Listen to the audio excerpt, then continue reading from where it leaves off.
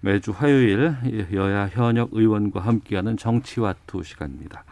더불어민주당 김성환 의원 나오셨습니다. 안녕하십니까? 안녕하세요. 김성환입니다. 국민의힘 조혜진 의원도 자리하셨습니다. 안녕하십니까? 예, 반갑습니다. 조혜진입니다. 예. 국회의원 부동산 전수조사하자. 이거 지금 어떻게 됐어요, 김성환 의원님? 지금 어떤 상황입니까? 네. 저희 당이 먼저 제안했고 처음에 김종인 대표께서 뭐 수용하는 듯 하다가 약간 좀 또 뭐 흐지부지 되는 감이 없지 않았잖아요. 네. 오늘 또 조영 원내대표가 전수조사하고 특검하고 국정조사 다 하자 이런 네. 제안을 하셔서 예. 이번에만큼은 좀 여야가 합의해서 네. 이건 꼭 무슨 특정한 세력만의 문제가 아니니까 특히 우리 사회의 고위공직자들 그리고 그 가족들이 모두 이번 기회에 이 부동산과 관련해서는 좀 모범을 보일 수 있는 계기를 삼자는 취지에서 반드시 이루어졌으면 좋겠다는 생각이고 저희 당은 충분히 그렇게 할 의지가 있는 걸로 알고 있습니다. 그러면 잘 됐으면 좋겠습니다. 국회의원 300명에 대한 뭐 가족 포함해서 전수조사 다 하고 특검도 받고 국정조사도 하고 이거 국민의힘이 다 하기로 한 겁니까 지금? 저희는 그렇죠. 처음부터 그렇게 예. 주장했었고 어. 저도 개인적으로는 사건 초기에 네. 이 빨리 처리하려면 감사원 감사 들어가고 네. 검찰 특수본 만들어서 수사하고 그다음 국회는 국정조사하고 네. 그렇게 되는 게 가장 빠르다라고 개인적으로도 이야기를 했었고 의원 전수조사도 저희 당에서는 기본적으로는 다 동의했습니다. 예. 그리고 의원들이 조사를 받으려면은 이 동의를 해야 되거든요. 제도적으로. 예. 그래서 우리 102명 의원들 동의서를 다 받아놓고 예. 다만 이제 그 여당의 의도가 이게 이제 사건을 다른 쪽으로 이제 그 시선을 돌리거나 물타기 하려는 의도가 보이니까 그렇게는 하지 마라. 그리고 어차피 이 조사가 의미가 있는 거는 개발 정보에 접근성이 있는 의원들, 네. 그 여당 의원들이 중요하기 때문에 여당 의원들 먼저 조사해라. 네, 그리고 네. 우리 조사하자 이랬는데 오늘 어쨌든 그 조영 원내대표 이야기는 특검하고 국정조사를 받아들인다면은 네. 뭐 여당하고 동시에 전수조사하는 것도 뭐 무방하다 이렇게 발표한 거 아닌가 싶습니다. 그럼 국민들의 입장에서 전수조사 그래 해야지라고 얘기는 하시는데 국회의원들은 저 재산 신고 하시잖아요. 네. 뭐 배우자라든가 뭐 장인 장모까지도 다 하시는 분들이 있는데 그거와 이게 전수조사 때 파악하는 거랑 뭐 어떤 차이가 있는 거예요? 그러니까 국회의원들은 이제 재산을 매번 공개하니까 네. 그게 이제 대부분 다 이제 드러나 있는데 그 고지 거부를 하는 직계 존속이나 비속은 좀 드러나 있지 않고 또 차명으로 관리될 가능성도 있잖아요. 그래서 가급적이면 직계 존비속까지를 다 포함해서 고지 거부를 한 그러니까 다 포함해서 하는 게 좋겠다는 건데 뭐 그것이 절제적 조건이거나 아마 그런 거는 아닌 것 같고요. 근데 기왕이면 직계 존비속까지 다 하죠. 좀 그러는 게 좋겠다고 보고요. 이제 우리 사회에 여전히 이제 부동산 가격 때문에 자산 격차가 큰데 또 최근에 이제 LH 사태로 인해서 공직자가 일종의 부당한 정보 취득을 통해서 이익을 취하는 것에 대한 국민적 공분이 있잖아요. 네. 이제 거기에 접근 가능성이 제일 높은 게 정치권이고 국회의원일 수 있어서 국회의원들부터 이제 모범을 보일 필요가 있겠죠. 그 윗물이 훨씬 투명해져야 우리 사회가 특히 이제 부동산을 통해서 투기를 통해서 이익을 얻는 것은 이번 기회에 청산하자 이런 취지니까요. 네. 좀 전면적으로 해보는 게 좋겠다는 게 판단입니다. 전면적으로 해보자고 제안하시는데. 그러니까 저희 당에서 의원 102명에게서 이제 그 동의서 받으신 건 동의서를 다 받았음에도 불구하고 여당에게 이게 그 물타기 하지 마라 또는 뭐 그 시선 돌리기 하지 마라 이렇게 이야기했던 게 내용을 들여다보면 이게 사실 실효성이 좀 의심스러운 거거든요. 전수조사라는 게. 실효성이 좀 전에도 의심스럽다? 말씀하셨지만은 일단 그 강제 존비속도 의원이 동의를 하더라도 본인들이 거부하면 이런 강제할 방법이 없습니다. 의원들은 동의하겠다고 하지만 전수조사한다고 하지만 방법이 없어요. 본인들이 그리고 100% 다 동의한다고 가정하더라도 이게 그 지난번에 청와대 조사 또 국토부 조사 LH 조사했던 그 맹점이 똑같은 건데 그 조사가 왜 맹탕 조사가 됐는가 하면은 실명 조사를 한 거거든요. 예. 한국 부동산원이 갖고 있는 거래자 이름하고 그 공무원들 이름하고 대조해가지고 똑같은 이름만 찾아내는 거. 그건 조사도 아니고 사실은 중고등학생 알바를 줘도 할 수 있는 건데 이것도 그 국회의원 조사도 결국은 그 조사거든요. 그러면 안 되죠. 그러니까 사실 큰 의미가 없고 제대로 하려면은 국회의원이든 청와대 직원이든 국토부나 LH 직원이든 차명 조사를 들어가야 되지 않습니까? 네네. 차명 거래를 조사해야 되지 않습니까? 예. 그거는 사람 이름 대조해서 되는 게 아니고 거래자 실명 그 거래자의 그 자금 그걸로부터 추적이 들어가 가지고 그 최종 그 자금 출처가 청와대 직원이 있느냐, 국토부 LH 직원이 있느냐, 국회의원이나 그 직계 좀비속이 있느냐, 그걸 찾아 들어가야 되는 거라서 사실 국민들께서 참 뭐 기대하고 계실 텐데 이런 방식으로 뭐 될까 사실 좀 의심스럽습니다. 그러니까 하려면은 지금 말씀드린 그런 그 방식으로 하면 국회의원들 중에도 개발 정보를 이용해 가지고 친인척이나 지인에게 정보 넘겨주고 또 돈 이렇게 매입 자금 줘가지고 이렇게 투기한 사람들이 드러날 수 있죠.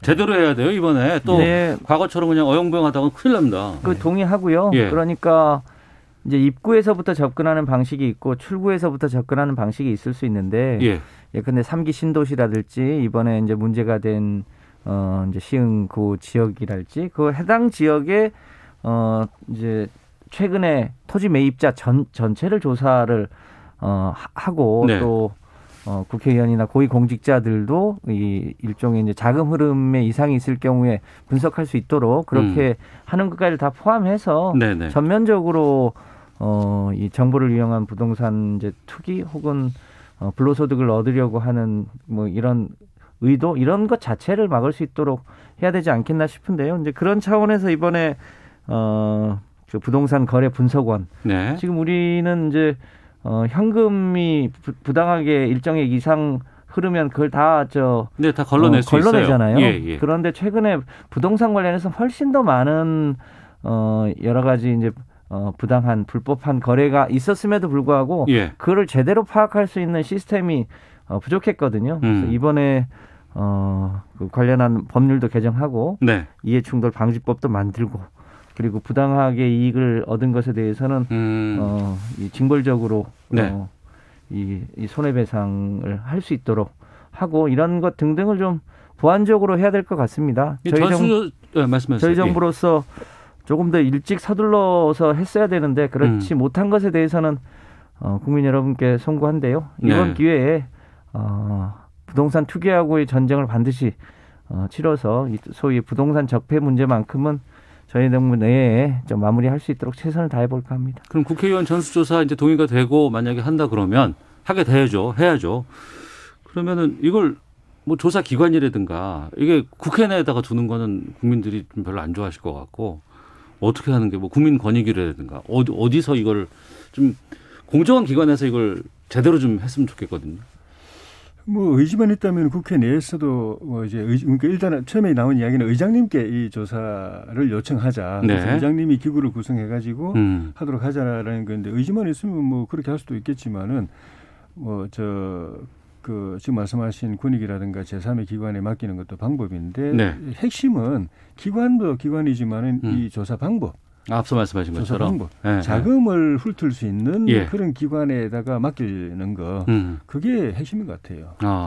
알겠습니다. 청취자 김갑수님께서 LH 직원뿐 아니라 지자체 관계자, 시군구 의원 등 내부 개발 정보를 이용해 투기하는 사람들도 많지 않을까요? 정말 이번엔 발본색원에서 재산 몰수 엄중 처벌해야 합니다. 제로뷰티님은 시간이 많이 걸리더라도 사촌 이내 친인척까지 모두 조사해야 합니다. 정말로 이번에 투기 자체를 좀 근절했으면 좋겠습니다라는 의견들 계속해서 보내주고 계십니다. 그럼 특검도 하고 국정조사까지 지금 오늘 얘기가 지금 나오고 있는 상황인데 특검은 이제 특검을 임명해가지고 이제 시작을 해야 되는 거고 국정조사는 국회가 또 나서서 조사하는 거 아니겠어요?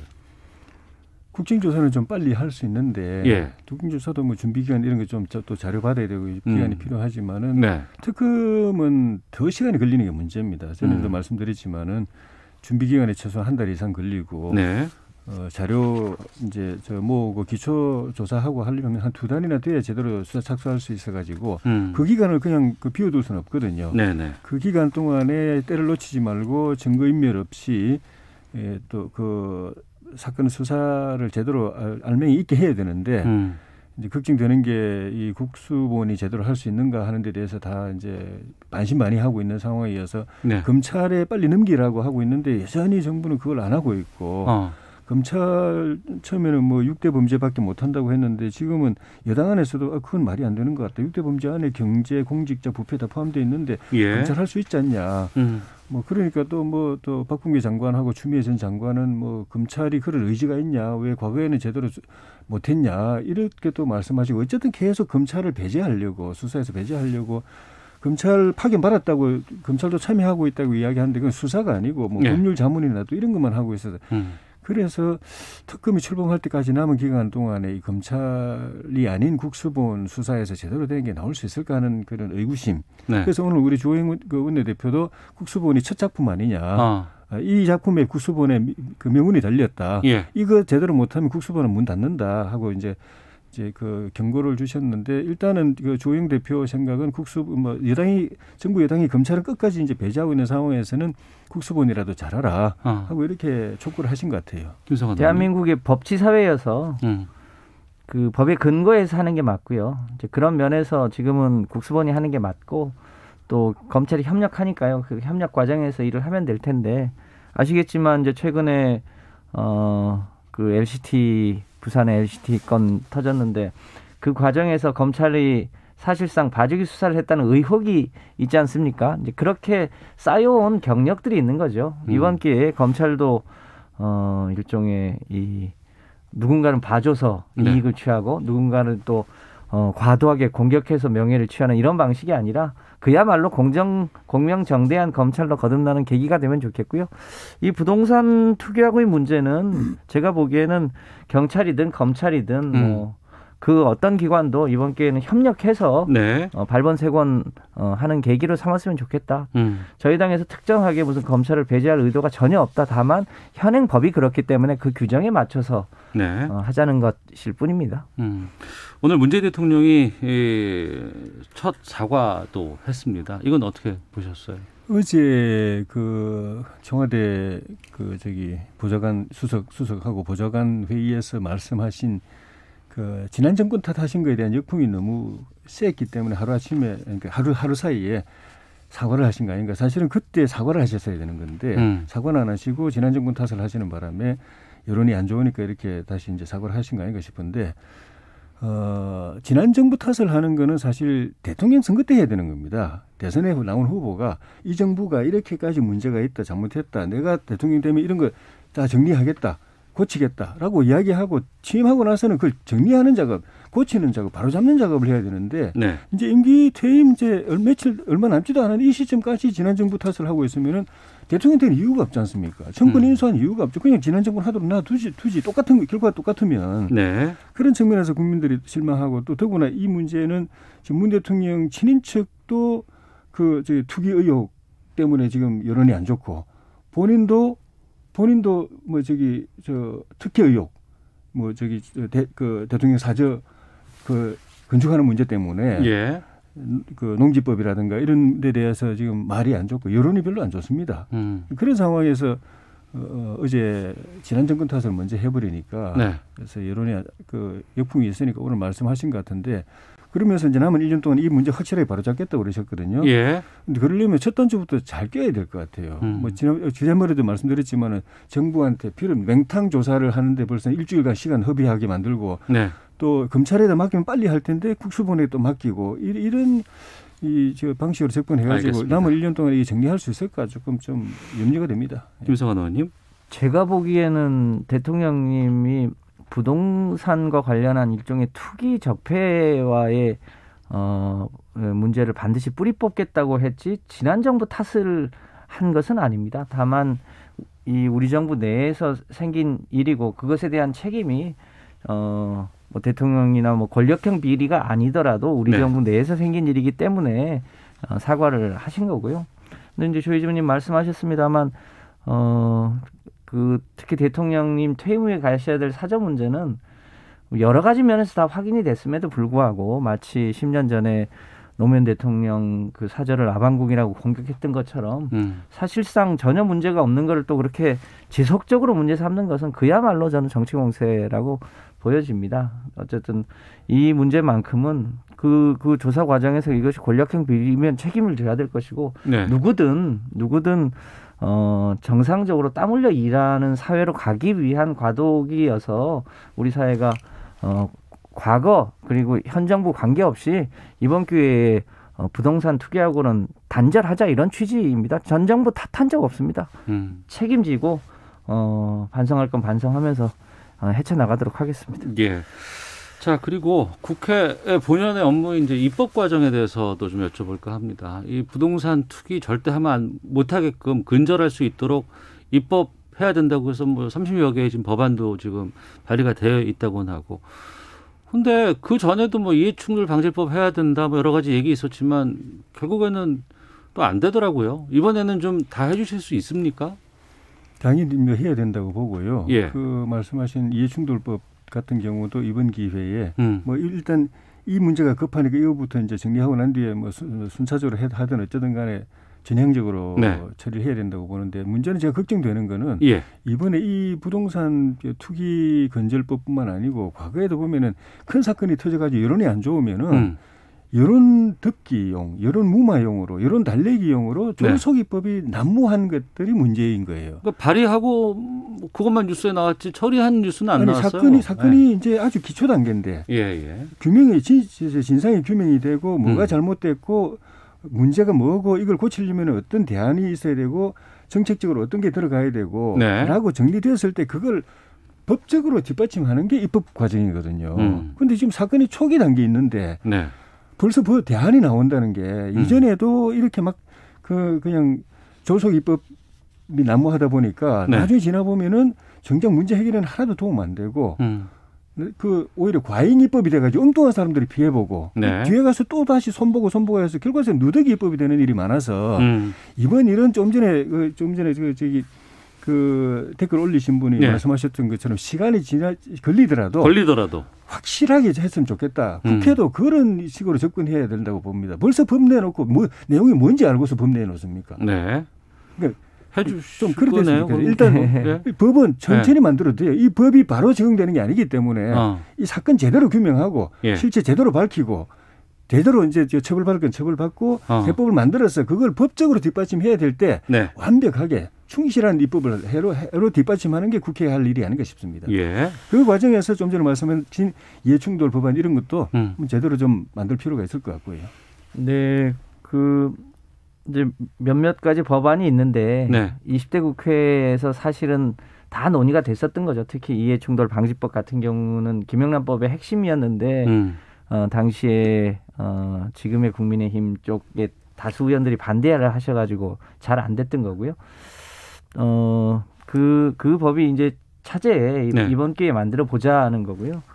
각 부동산 관련한 투기 부당이득 환수 문제도 여러 가지 면에서 보면 아무래도 국민의힘 측이 훨씬 더 이 경제적으로 가진 분들의 이익을 많이 대변해 오셨잖아요. 또 그런 쪽에서 많은 이익을 취해 오셨던 측면도 없지 않고 그러다 보니까 이런 법을 만드는데 굉장히 어려움이 많이 있었습니다.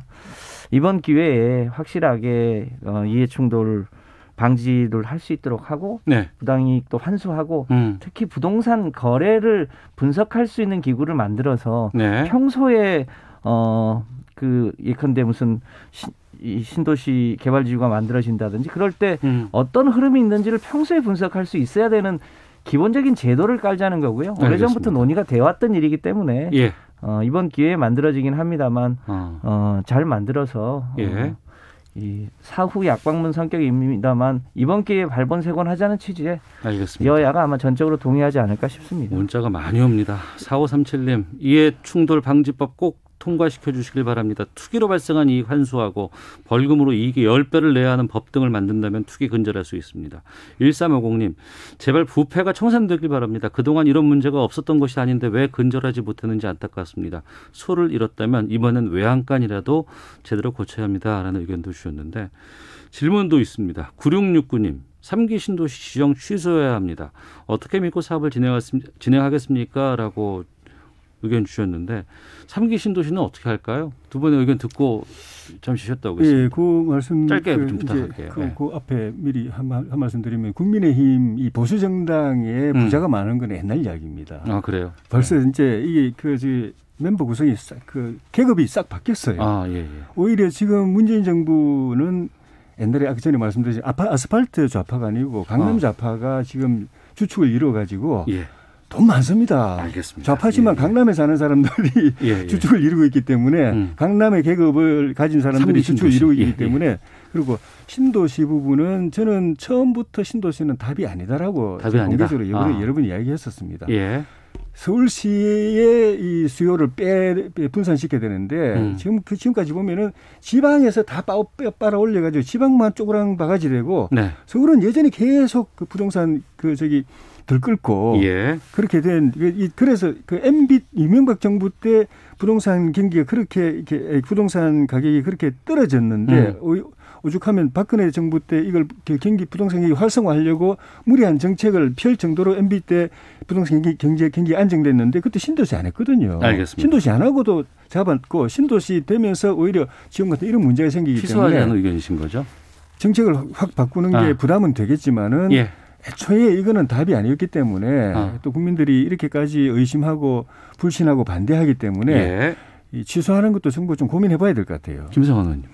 네, 이명박 대통령 때 뭐 대규모 신도시는 안 했지만 소위 그린벨트 풀어서 보금자리 주택 수도권에 대규모로 공급을 했죠. 안 한 건 아니고요.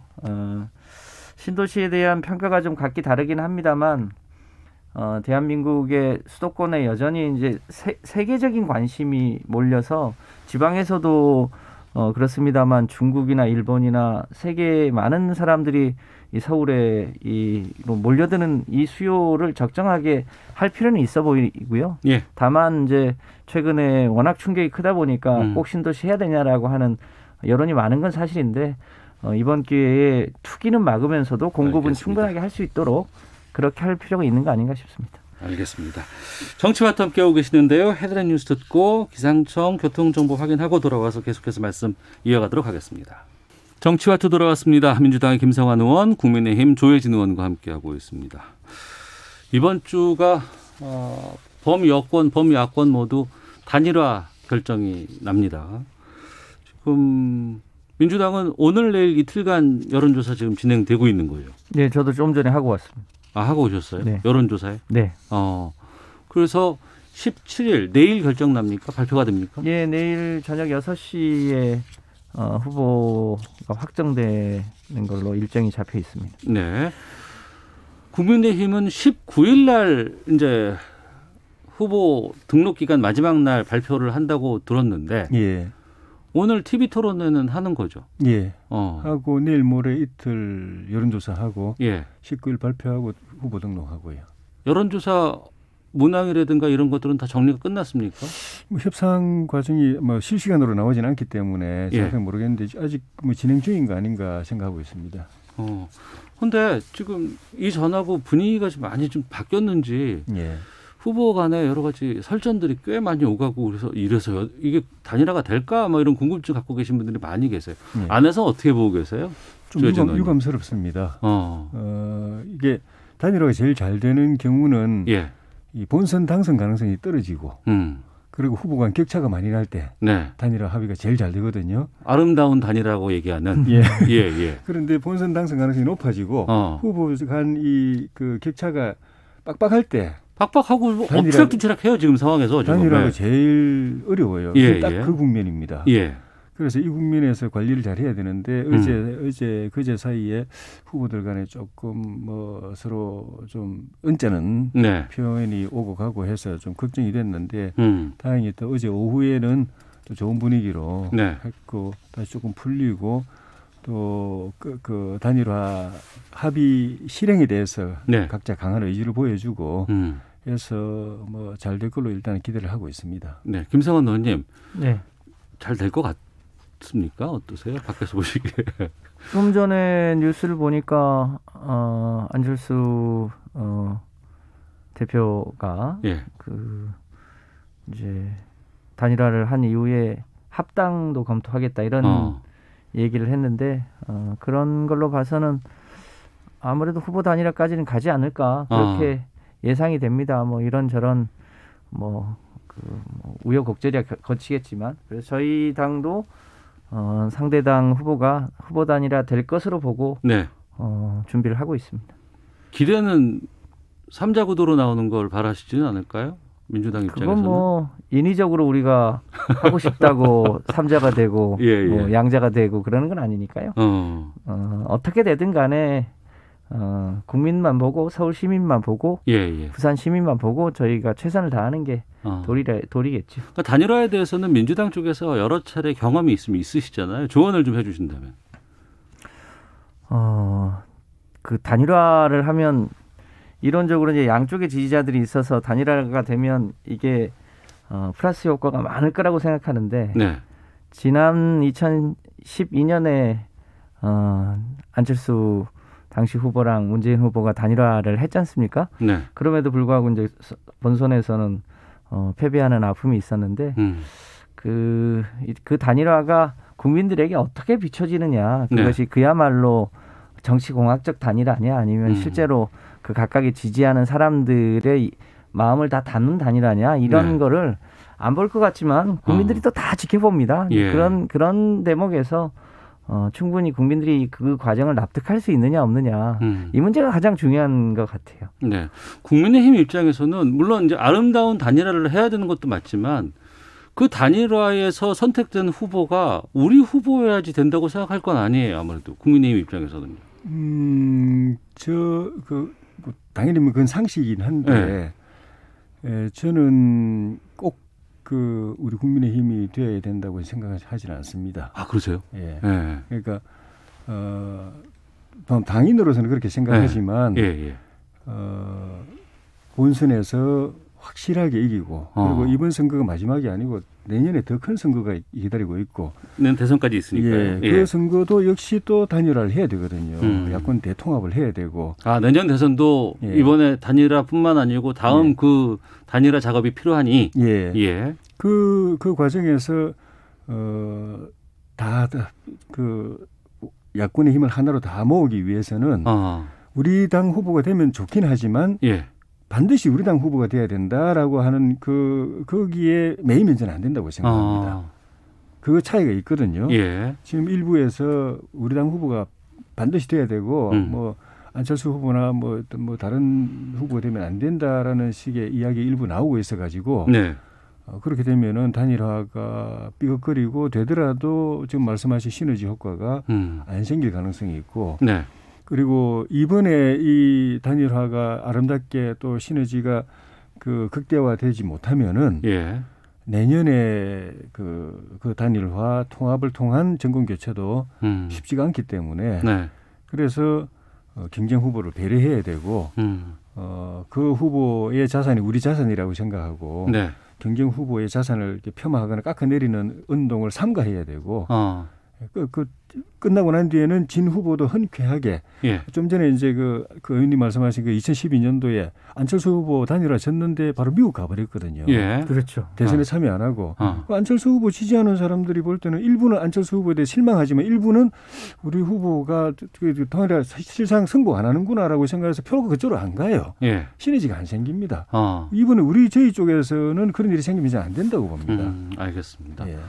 단일화를 통해서라도 반드시 정권 교체라든가 심판을 하기 위한 결과를 얻기 위한 단일화가 돼야 된다고 말씀하시는데 그런데 또 궁금한 건 앞서 1년 후의 상황을 또 예측하셨습니다만 지금 나와 있는 후보들 모두가 윤석열 전 총장과 관련됐다 뭐 관계가 있다 뭐 간접적으로나마 연락하고 있다라는 얘기들 계속하고 계세요. 그건 또 왜 그렇다고 보세요? 그건 야권 쪽 얘기죠. 이번에 안철수 요 과정에서 윤석열 총장이 사퇴하고 요 며칠 사이에 야권표가 쭉 올라가고 있거든요. 윤 전 총장의 지지율도 올라가고 있고 오세훈 후보도 당내 경선에서 이기면서 쭉 올라가고 있고 또 오세훈 안철수 합한 표가 또 굉장히 올라가고 있고요. 예. 이거는 뭐냐 하면은 국민의힘이나 국민의당 쪽으로 마음을 못 주고 있던 정권 교체는 바라지만 이쪽에 마음을 못 주고 있던 중도층이나 무당층 표가 윤석열 전 총장의 등장으로 이렇게 결집이 되는데 이 표가 여당 표가 아니라 야당 표인 거죠. 알겠습니다. 그러니까 야당의 대표 주자가 서울시장 후보 나오면 그쪽으로 가는 표이기 때문에 네. 나중에 단일화가 되더라도 우리는 박빙의 승부를 이제 걱정해야 되고 각오를 하고 해야 되는데 그 상황에서 윤석열 전 총장에게 쏠리는 이 중도 무당층 표가 알겠습니다. 우리 단일 후보에게 오게 만드는 것. 예. 이게 내가 오세훈이 되든 예. 안철수가 되든 그분들한테 굉장히 중요한 거죠. 김상원 의원께서는 이 움직임을 어떻게 보고 계세요? 짧게. 네, 이제 실제로 그런 흐름이 없지 않은 것 같고요. 예.